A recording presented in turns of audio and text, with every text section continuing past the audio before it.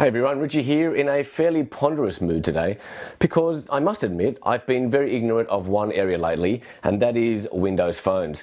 And before you all boo and hiss me down my Android camaraderie, it's actually hard to ignore the steady stream of news announcements about hardware and apps that have been coming through.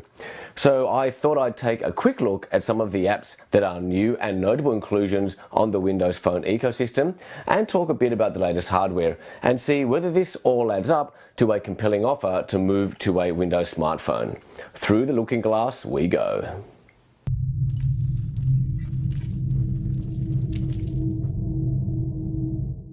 For a while now, Facebook has been present in its own right on Windows phones, though it was one of the glaring omissions during the Windows Phone 8 launch. Now, coming from Android, using it is pretty much like using a direct clone of the current Android version, so it doesn't really add much to the experience, but you can set pics from Facebook to appear randomly on your lock screen.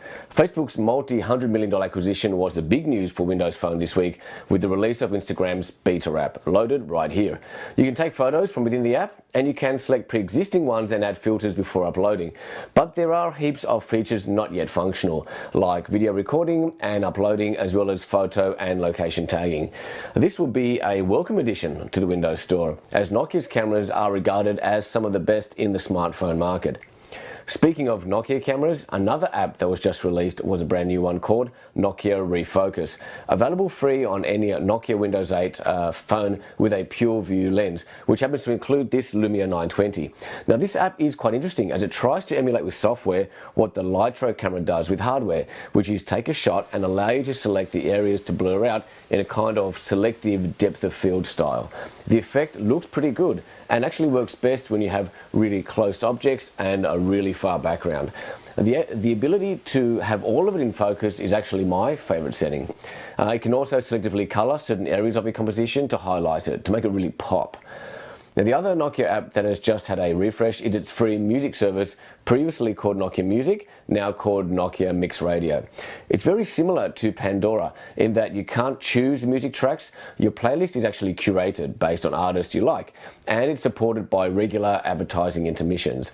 It learns your musical taste by the artist that you nominate and your thumbs up and down of tracks as you listen. Then there is Vine, the Twitter of video sharing, and it's another significant addition. I've done a few Vines myself, and I love the completely short, snackable video moments you can capture and find. It's another important app that was noticeably absent, amongst others, for a Windows Phone, and it's a case of better late than never. Google have also updated its search app with the ability to finally search with voice, something I must admit I'm getting very accustomed to on Android. The weirdest part for the Windows version is speaking and not being spoken back to. There's actually no voice reply just yet, just the screen delivering the info. Hopefully this too will change. And speaking of Google, their socially powered GPS service Waze has also just been released onto Windows Phone as well. So you can use the power of your local road using community to keep updated on road conditions like radars, accidents, traffic and the rest. The interface looks very clean, although I couldn't work out how to get it working in landscape mode. Maybe that's at the moment just not an option. Now, one last thing is the hardware. I haven't had a play yet with the latest Nokia 1520, but on paper it looks like a great smartphone. But as we all know so well, a smartphone will only be as good as its ecosystem. Now hopefully I'll get to have a hands-on session with the 1520 soon. What is not debatable is the quality of these phones, particularly on the imaging front. Up till now, I've felt it's been such a shame to have such a great camera hardware only to be let down by major apps not being available on Windows Phone. Now that seems to be changing, and Windows looks like it really has some wind in its sails right now. I feel like it's crept up on me, but Windows Phone now seems to be quite an interesting proposition.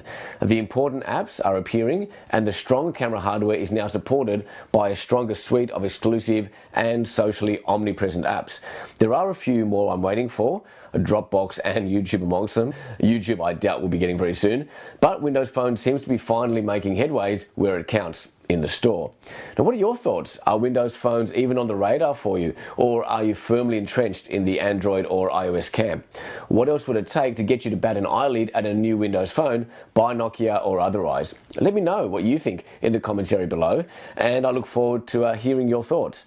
Like and share this video if you thought it was interesting, and subscribe if you haven't already for regular reviews, commentaries, and possible fart-arsing around.